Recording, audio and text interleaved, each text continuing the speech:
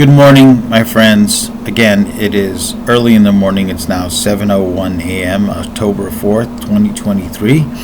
And looks like there is no more rain outside. It was actually very brief, and so I may be able to get out there and jog like I wanted to. I'm not a fast runner. I'm a plotter, but at least I'm out there. Anyway, let's talk about another interesting anecdote, and it is a little bit related to the other video I made today about certain exercises that you need to manage the risks as you get older. I have a student, Tommy, who's 51, and he's very fit, very thin guy, but all muscle. He has a black belt in Taekwondo. He trained in college in Goju-Ryu with a friend, and he's been training with me for years. He's quite adept. And he runs, I think he bikes, he does push-ups, abdominal exercises, but recently he was helping do some work in the yard, and he was lifting some logs and stuff, and pop, he got an injury. He got an inguinal hernia, which actually runs in his family. Make a long story short, he went to his doctor. Doctor's like, okay, here's your diagnosis, and we're going to, he has surgery scheduled, and he's got a plan. So he had to take a couple weeks off, and he's got him and his wife have a side business. They both have their own things, but they have a mutual business that they run, and he's going to be away for a while. And he gave me a call. He's like, I was in Kansas City. I was visiting a friend of mine, and his friend takes Filipino martial arts, JKD, and he visited the academy. So he gets there, and they were doing a testing for level 3 JKD instructor certification, and they had a guest there to do the testing, Burton Richardson. You may know him from JKD Unlimited, and very skilled martial artist. He's been at it a long time.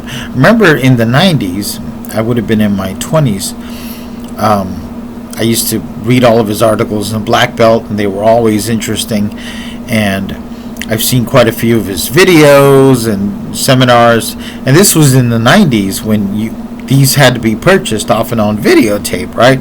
And what we would do is, I guess it was a bit illegal. We'd buy a video or a couple of videos, and our friends would do the same, and then we'd make recordings, and then we'd trade them like baseball cards, or we'd pool, and we'd pool our money. Everybody get like 2 or 3 videos, because they were like $50 or more a pop, and then we'd get a bunch of blank videos, and we'd make recordings and exchange, right?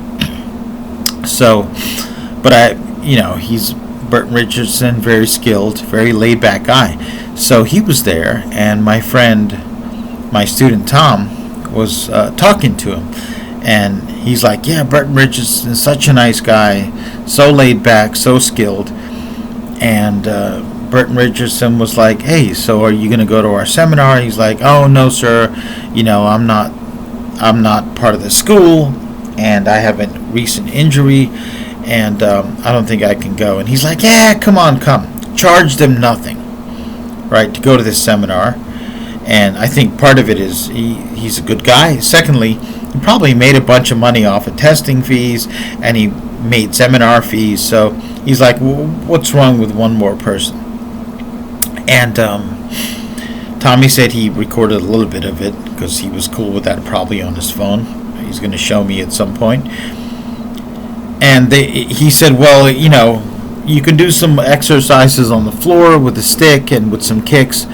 And Burton Richardson was like, he watched Tommy kick slowly. He's like, you've got skill. I can tell you're a good kicker. Tommy's a fabulous kicker. And hopefully after his surgery and recovery, he will still be a fabulous kicker, because I hear that the modern procedures, you're back to 100% in 6 months. Probably less with Tommy, because he's already in pretty good condition. So And then they began working with the sticks, and immediately Burton Richardson was like, "You've got skill. I can tell you have skill. You pick up the sticks, you have blade awareness," and he rattled off a bunch of attributes. And Tommy gave me some credit. He goes, "My Sifu, in Colombia, taught me these things," and he always stresses blade awareness with a blade or with a stick, because the stick in old school Filipino martial arts, the stick is a substitute for the blade. If you've watched the Dog Brothers, there's one video where he's like, "This is a stick." The guy swings it. "This is not a sword. This is not a blade. It's a stick." I'm like, you really don't get the Filipino martial arts. It's not club fighting. Filipino martial arts is blade fighting. The stick is a training tool. And yes, many matches were fought, and you can even kill each other with a stick. But if you're turning it into a bashing and smashing power style, you're moving away from why the style was invented and why it survived so long. And you should differentiate. You're like, I tell people, this is how I teach the sticks, all right? Because that's the classical style, and it's a well-proven, battle-tested style, and it's very effective. Now, here are some techniques that probably I wouldn't do if this was blade to blade. This is more for power fighting if it's just a stick. All right, I know that sounds weird, but there's a philosophy behind it. And Burton Richardson immediately recognized that this was something Tommy was doing, and he'd only done that with me. He hadn't had other instructors in it. So I felt really validated, tooting my own hair a little bit. And I will also say this. Most of the JKD people I've met and heard of are really personable people. Sometimes you go to a martial arts tournament, or you go to a seminar, and the master there is kind of real formal and stuffy, and sometimes arrogant, and sometimes, "I'm the master, you must show me respect."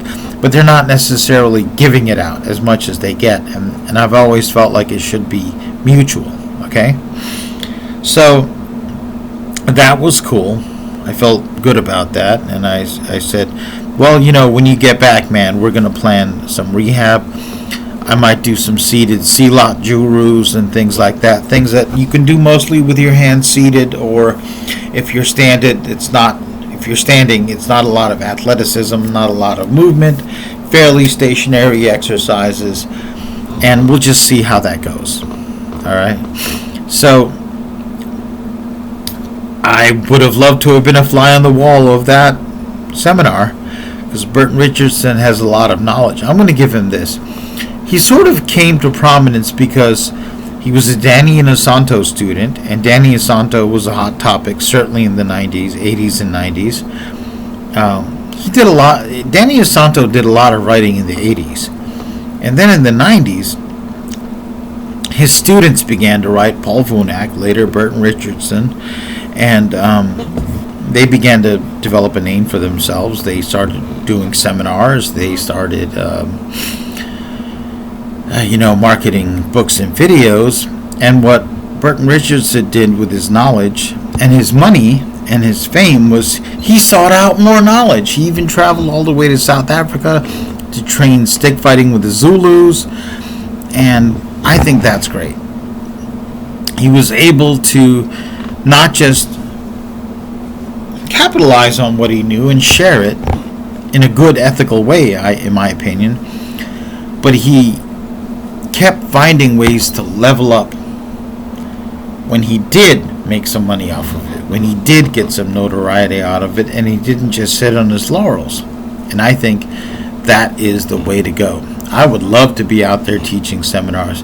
My biggest frustration is I've spent my life learning so many incredible things. I can still do almost all of them.